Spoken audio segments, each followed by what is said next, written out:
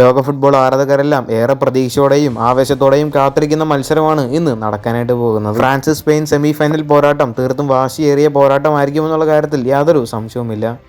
Spain ടീമിലേക്ക് വരുമ്പോൾ എല്ലാവരും ഉറ്റുനോക്കുന്ന താരം ലമീൻ യമാലാണ്.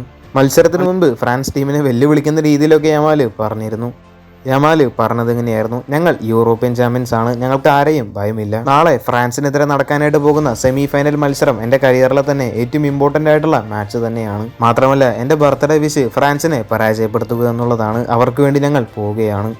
ഞങ്ങൾക്ക് ഫ്രാൻസിനെ ഭയമൊന്നുമില്ല. ഫ്രാൻസിനെ കഴിഞ്ഞ 2 തവണയും ഞങ്ങൾ പരാജയപ്പെടുത്തിയത്. കഴിഞ്ഞ 2 തവണയും ഫ്രാൻസിനെ ഞങ്ങൾ പരാജയപ്പെടുത്തിയത് നിങ്ങൾ മറക്കരുത്. ഇനി ഫ്രാൻസിന് ആരെങ്കിലും ഭയമുണ്ടെങ്കിൽ അത് ഞങ്ങളെ ആയിരിക്കണമെന്നാണ് യമാൽ പറയുന്നത്. എന്തായാലും ഈ ഒരു വാശിയേറിയ പോരാട്ടത്തിൽ ഏത് ടീം വിജയിക്കുമെന്നെല്ലാം കാത്തിരുന്നു തന്നെ കാണാം. അടുത്തൊരു വാർത്ത ബ്രസീലിന്റെ സുൽത്താനായ നെയ്മർ ജൂനിയറുമായി ബന്ധപ്പെട്ട ഒരു അപ്ഡേറ്റ് ആണ്. ബ്രസീൽ ആരാധകരെല്ലാം ഏറെ വേദനിപ്പിച്ചൊരു കാര്യമായിരിക്കും നെയ്മറിന്റെ വിരമിക്കൽ പ്രഖ്യാപനം. വേൾഡ് കപ്പിലാവട്ടെ നോർവേക്കെതിരെ പരാജയപ്പെട്ട് തീർത്തും നിരാശ നൽകിക്കൊണ്ട് ബ്രസീൽ പുറത്താവുകയായിരുന്നു.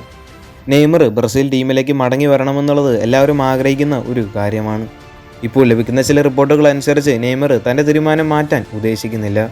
ചില ബ്രസീലിയൻ മാധ്യമങ്ങളുടെയൊക്കെ റിപ്പോർട്ട് അനുസരിച്ച് നെയ്മർ ബ്രസീൽ ടീമിലേക്ക് മടങ്ങി വരാൻ ചാൻസ് ഇല്ല. അടുത്ത വേൾഡ് കപ്പിൽ നെയ്മർ ബ്രസീൽ ടീമിനോടൊപ്പം ഉണ്ടായേക്കില്ല. മാത്രമല്ല ബ്രസീലിൻ്റെ പരിശീലകനായിട്ടുള്ള കാർലോ ആൻസലോട്ടിയുടെ പ്ലാനിൽ നെയ്മർക്ക് സ്ഥാനമില്ല എന്നാണ് ചില മാധ്യമങ്ങളൊക്കെ റിപ്പോർട്ട് ചെയ്യുന്നത്. ടീമിൽ എന്തായാലും കൂടുതലും യുവതാരങ്ങൾക്കായിരിക്കും കാർലോ ആൻസലോട്ടി പ്രാധാന്യം നൽകിയേക്കുക. പല സീനിയർ താരങ്ങളെയും ടീമിൽ നിന്ന് ഒഴിവാക്കി. എന്തായാലും കാർലോ ആൻസലോട്ടിയുടെ പ്ലാനിൽ നെയ്മർ ജൂനിയർക്ക് സ്ഥാനമില്ല എന്നാണ് മാധ്യമങ്ങളൊക്കെ റിപ്പോർട്ട് ചെയ്യുന്നത്. കൂടുതൽ ഫുട്ബോൾ വാർത്തകൾ അറിയാനായിട്ട് ചാനലൊന്ന് സബ്സ്ക്രൈബ് ചെയ്യുക. അടുത്തൊരു വീഡിയോ ആയിട്ട് നമുക്ക് വീണ്ടും കാണാം.